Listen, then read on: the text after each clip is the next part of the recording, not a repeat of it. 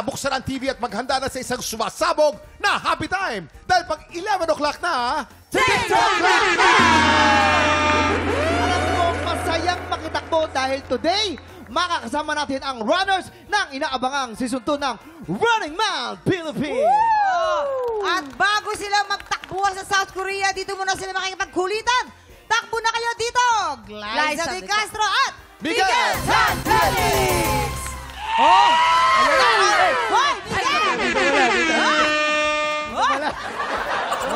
Sumobra. Grabe, ha? Sobra. Good morning, guys. Magandang morning. umaga. Good morning! Ate Glyza, Miguel, sobrang excited na ho talaga kami dyan sa season 2 ng Running Man dahil isa ho ako sa mga guests.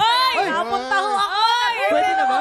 Papuntang Korea. Napakalupit. Nako, sa mga naging fans ng season 1, ano ba yung mga bagong aabangan namin dito sa season 2? Naku, syempre, abangan ko kung ano yung ginawa mo doon, di ba? Oo. Tsaka kailangan makita rin nila yun kung paano lumaban ng isang hurling budol. Pero bukod doon, marami pa po kaming guests, di ba, Miguel? Sample lang ko na. Sampulan mo na! Okay. Yung paborito mo! Paborito ko.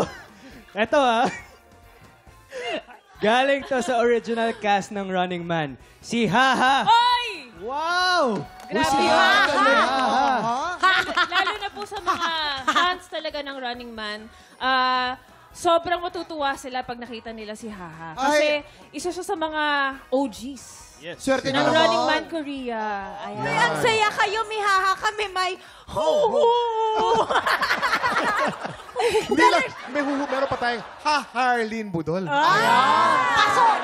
Ay, pasok. Siyempre, bilang mababangis na runner, si Glyza at Miguel ang lalaban today para sa ampaw blessings ng ating studio TikToka.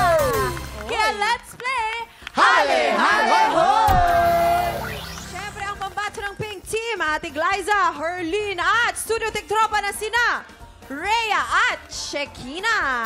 Ang pambato naman ng Green Team, sina Miguel, Kuya Jason at studio TikTropa na sina Cedrix at Gabriel. Nako, galingan nyo. Okay, maglalaban kayo sa larong Caterpillar, Carrera. Kaya naman, pwesto na kayo, players! Ready na kayo?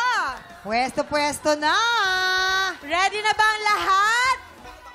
You have 1 minute and 30 seconds. TikTok clock. Happy time Go, go, go, go, go!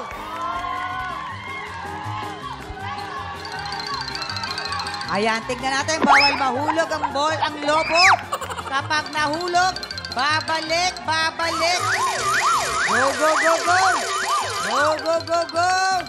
Ayan, tignan natin. Herlene! Okay, nasa pangapatan. Herlene! Malapit na matapos. Importante mo, hindi mahulog. Pag nahulog ang bola. Ibig sabihin, okay. Okay! May panalo na! With 55 seconds to go, panalo po ang Pink Team!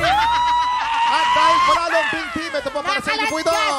Nakaladkad si Herlene! First time daw nanalo ni Herlene dito. First time ko nanalo dito. Thank you, Ate Gly. Grabe, Glak! Ayun ang nagagawa ng Running Man, di ba? Kumusta, Lupit, diba? grabe naman yung experience na yon. Ano, mas mahirap ba yung hali-hali hoy kaysa sa Running Man? Or same-same lang? Pareho. Talaga? Oo. Talaga? Ganon na hingi Parang talaga. maganda gawin to paakyat ng bundok, no? Ay, sorry. No, maganda to paakyat ng bundok. Habang ginagawa. winter. Oo, habang winter. Ayan. Okay guys, congratulations! At congrats din sa ating studio TikTropa. Siyempre, kasama pa rin natin ang mga runners na makikipaghulaan sa ulo ng mga balita. Susunod na yan sa pagbabalik na TikTok!